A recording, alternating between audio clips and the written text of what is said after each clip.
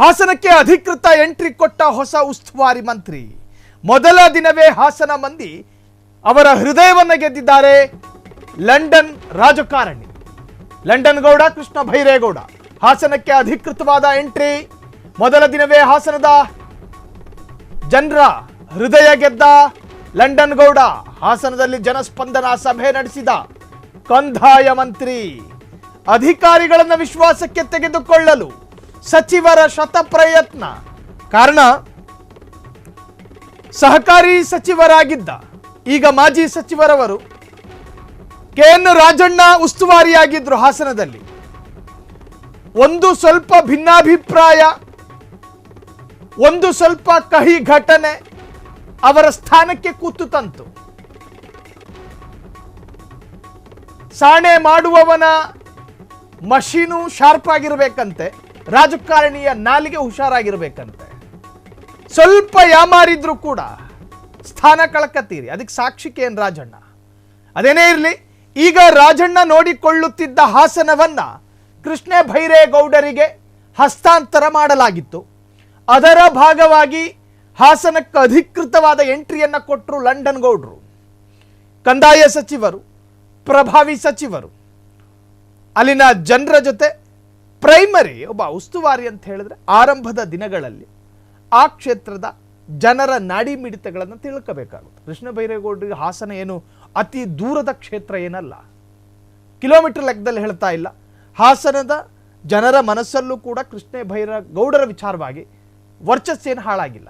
So ಅತ್ಯಂತ ಸರಳವಾಗಿ ಅಲ್ಲಿನ ಜನರ ಮನವನ್ನು ಗೆಲ್ಲಬಹುದು ಕೃಷ್ಣ ಭೈರೇಗೌಡರು.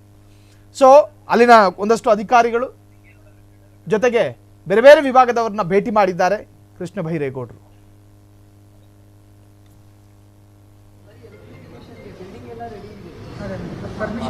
ಕನೆಕ್ಷನ್ ಮಾತ್ರ ಅವರು ಅದನ್ನ ನೆಪ ಮಾಡ್ಕೊತಾ ಇದ್ದಾರೆ. ಕನೆಕ್ಷನ್ ಇಸ್ ಜಸ್ಟ್ ಅದು ಒಂದು ಕಾಂಪೊನೆಂಟ್. ಇದೆಲ್ಲ ಇನ್ನು ಉಳಿದಿದ್ದೆಲ್ಲ ಇವರೇ ಮಾಡಬೇಕು ಆಗುತ್ತೆ ಅಷ್ಟು. ಈಗ ನೀವು ಹೇಳೋ ಎಲೆಕ್ಟ್ರಿಕಲ್ ಯಾವುದು ಕವರ್ ಆಗ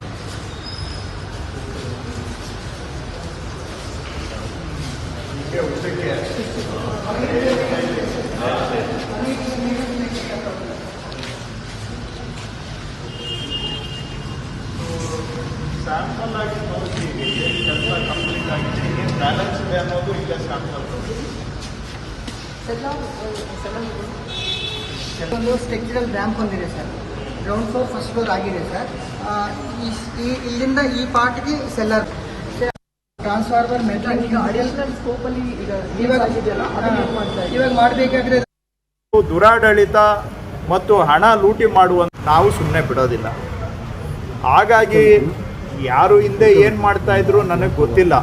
ಆದರೆ ನಾವು ನಮ್ಮ ಗಮನಕ್ಕೆ ಬಂದರೆ ನೂರಾರು ವಿಷಯಗಳು ನಡೆದು ಹೋಗ್ತವೆ. ಆದರೆ ನಮ್ಮ ಗಮನಕ್ಕೆ ಬಂದರೆ ಅಂತೂ ನಾವು ಅದಕ್ಕೆ ಬಿಡೋದಿಲ್ಲ ಅನ್ನೋದಕ್ಕೆ ಇದೊಂದು ಉದಾಹರಣೆ.